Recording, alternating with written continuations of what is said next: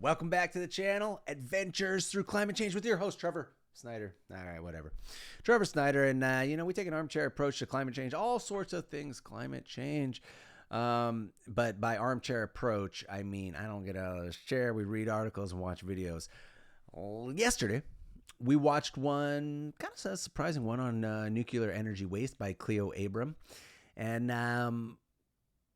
I enjoyed that video immensely. And in there, she mentioned that she started doing the video from her friend who asked her to do it.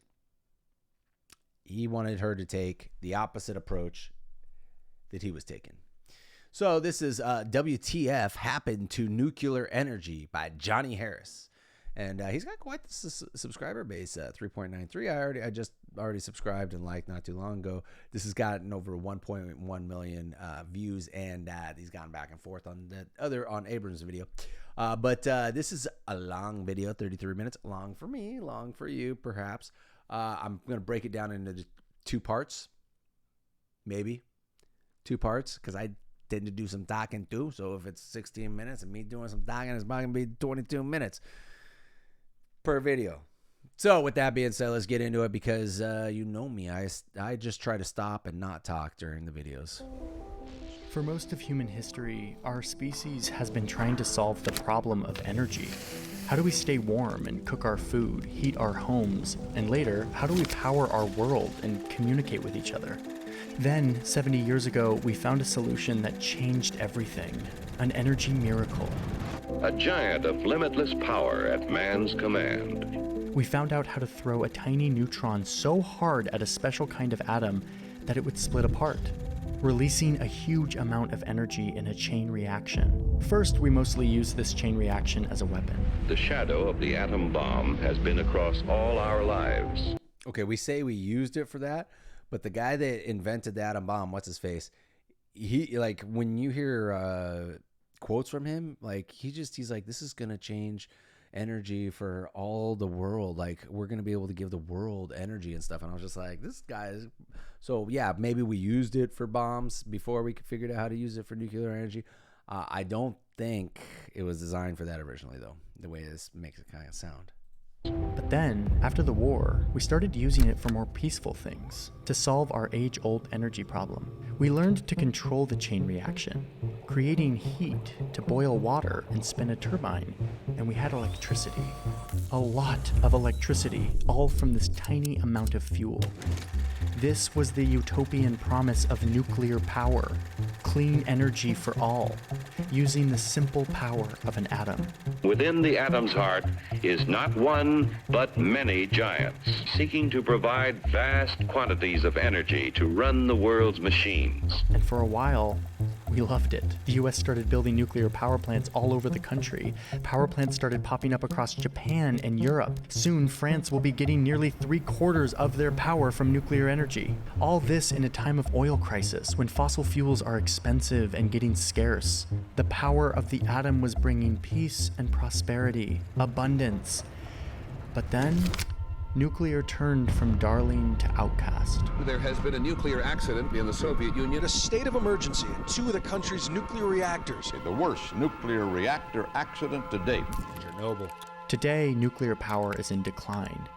And I've been trying to understand why. Why, in an era of climate crisis caused by fossil fuels, are we winding down this effective, carbon-free energy source? What happened to the promise of nuclear energy? Inevitably, I ended up in a conversation with my friend Cleo, who makes a show called Huge If True.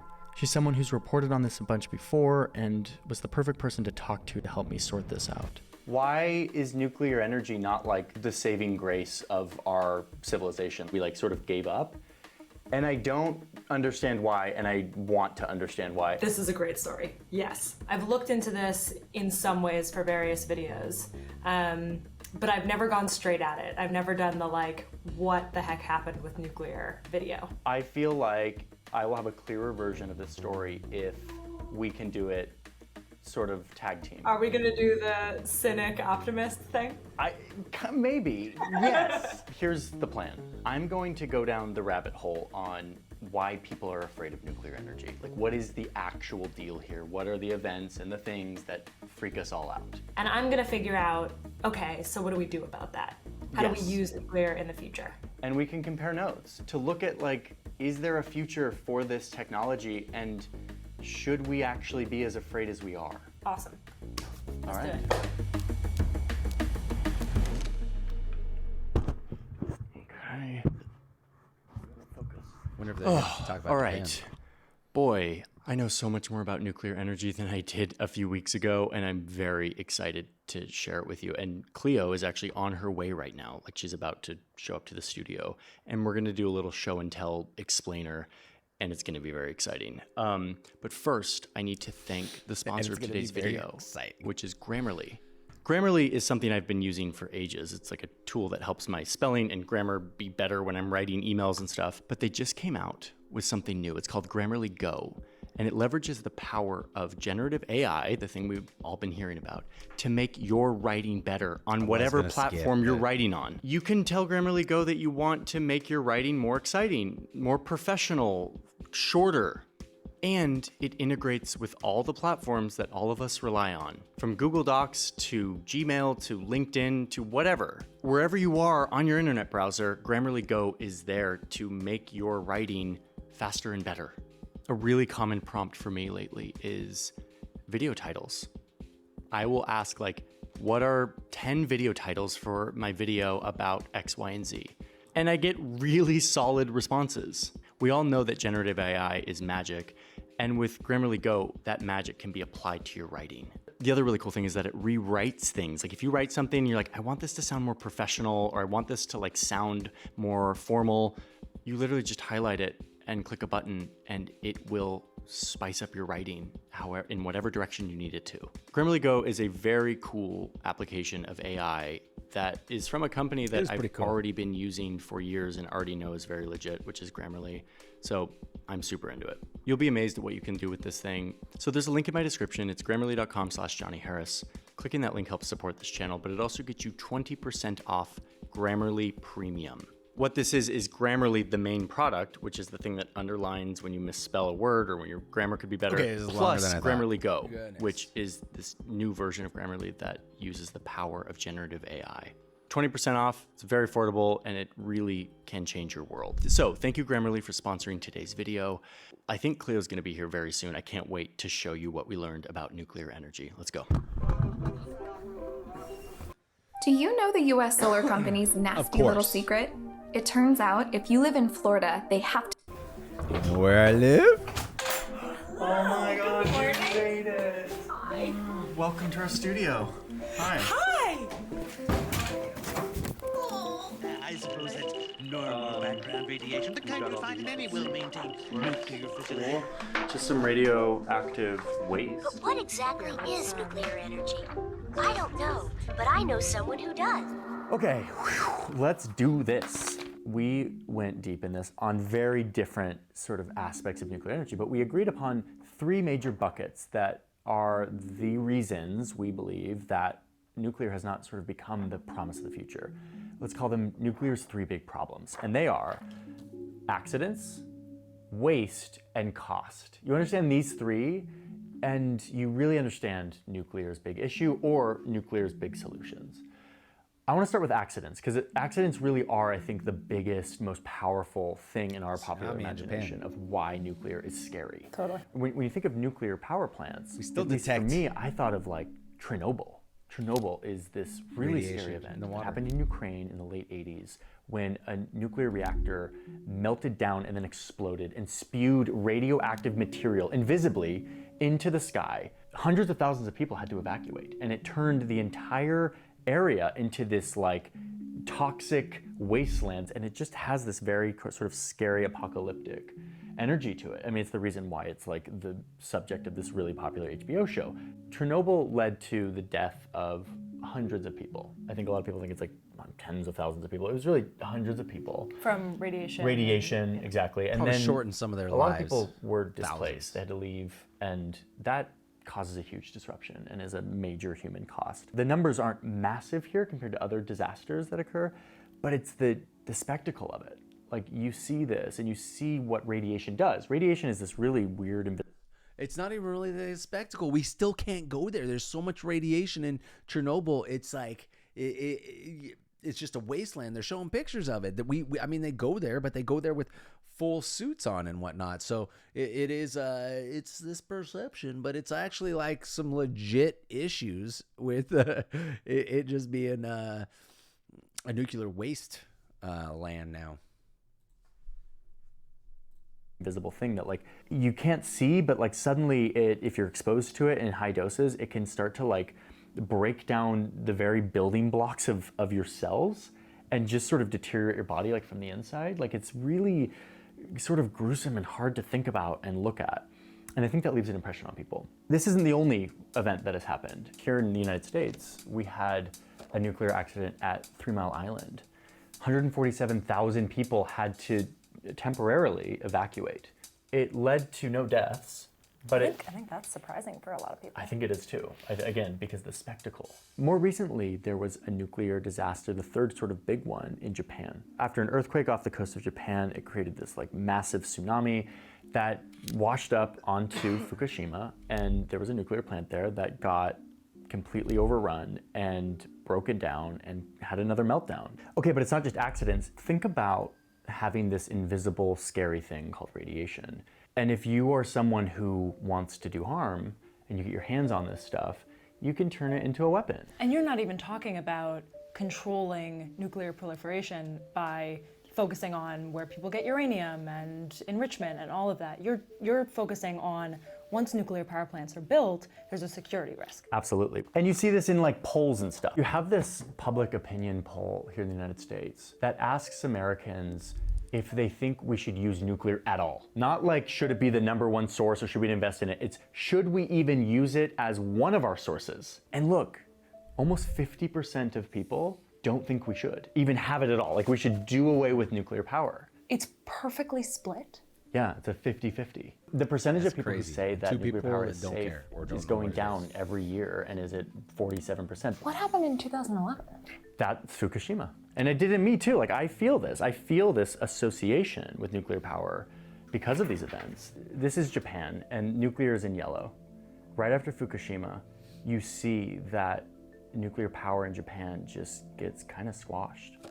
So I think for me, the reason why accidents is like the top of this list is because accidents have this big psychological effect on people. I think we need to separate out, though, risk of accidents, which are terrifying, from safety of an energy source. Because those are actually two different things. What we really want to know isn't how many accidents happen, it's deaths per unit of electricity production. So like every electricity source is risky in its own way, and you can measure how many people die based on how much energy you make. Yes. Okay, I mean, not to pause them again, but you don't know how much exposure to a radiation is either shortening somebody's life, causing some sort of cancerous effect. You just don't know that type of stuff. And so, I mean, you can do these statistics on actual deaths and how it kills people, but you don't really know the effects, you know, short term or long term, stuff like this is going to have, which is a major issue.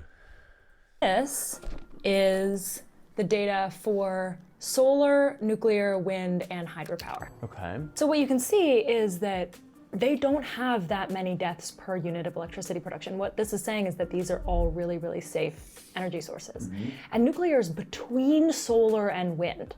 Like, this is really important. Oh wait, I didn't even see that nuclear was down there. Yeah. This includes all deaths from accidents. And nuclear is between our two most exciting renewable energy sources in terms of safety. All of these are and yet when we think of nuclear, we think of danger. Yes.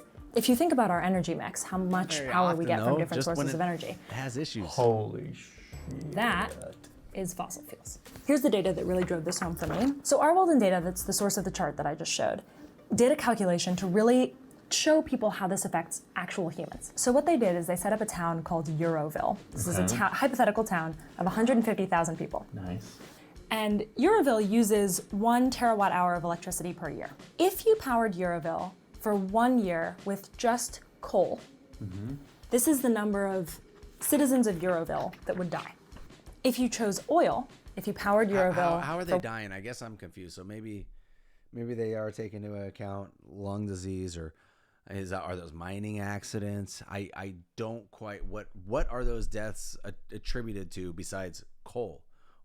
How are these people dying from coal? They get in the black lung pops. For 1 year with just oil, this many people would die.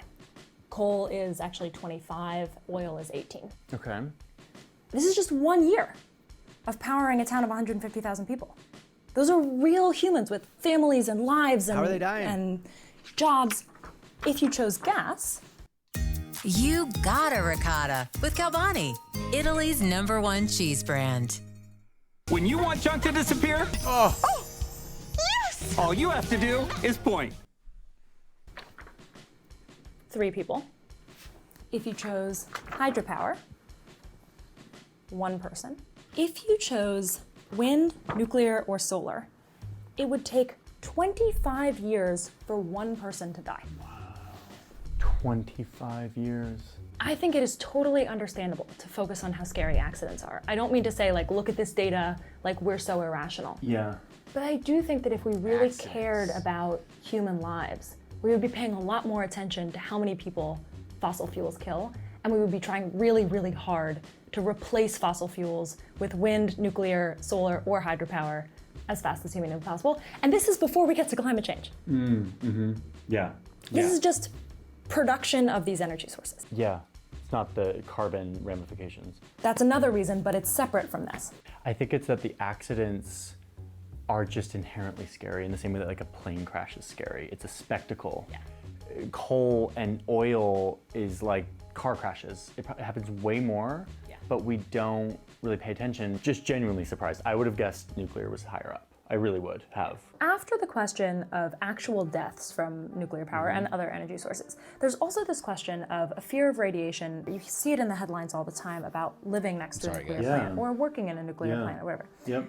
And again, the thing here is about our human brains assessing risk. So these are a bunch of sources of radiation, and this is a spectrum that's going to help us compare them. So what do you get from a typical chest CT scan compared to taking a flight from New York to Tokyo? Yeah. Give me one clue at So least. this one can cause radiation sickness. Radiation sickness is if you're up at 1,000. Yeah. Okay, that's scary. Guess where the other things Okay, go. I'm gonna start with flight versus X-ray, like chest X-ray. Like I get a chest X-ray, I go on a flight from New York to Tokyo. I'm assuming that a flight isn't crazy, so like maybe 1. And then the chest X-ray is probably like 10. Man, I'm probably so off. Just keep going. Keep going. All right, so I'm gonna go here. I'm gonna go here.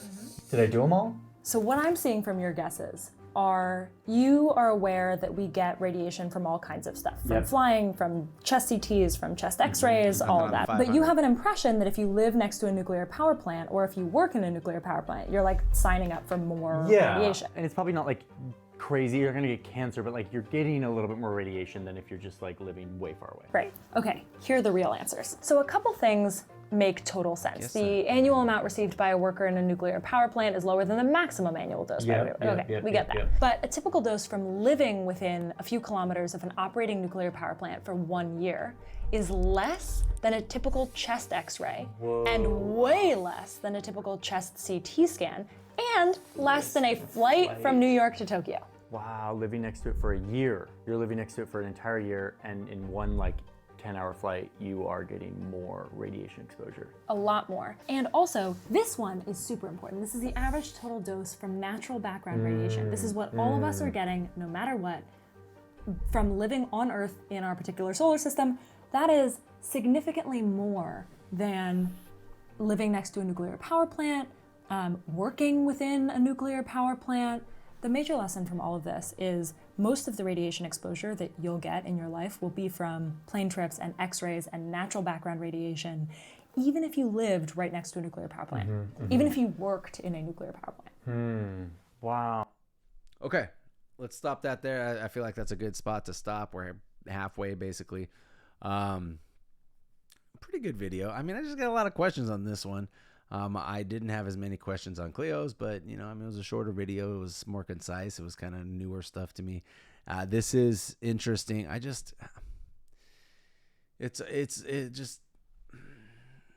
feel like there's too many inconsistencies to label what's going on. With that being said, maybe I earned your subscription. Maybe Johnny earned your subscription over there on Johnny Harris.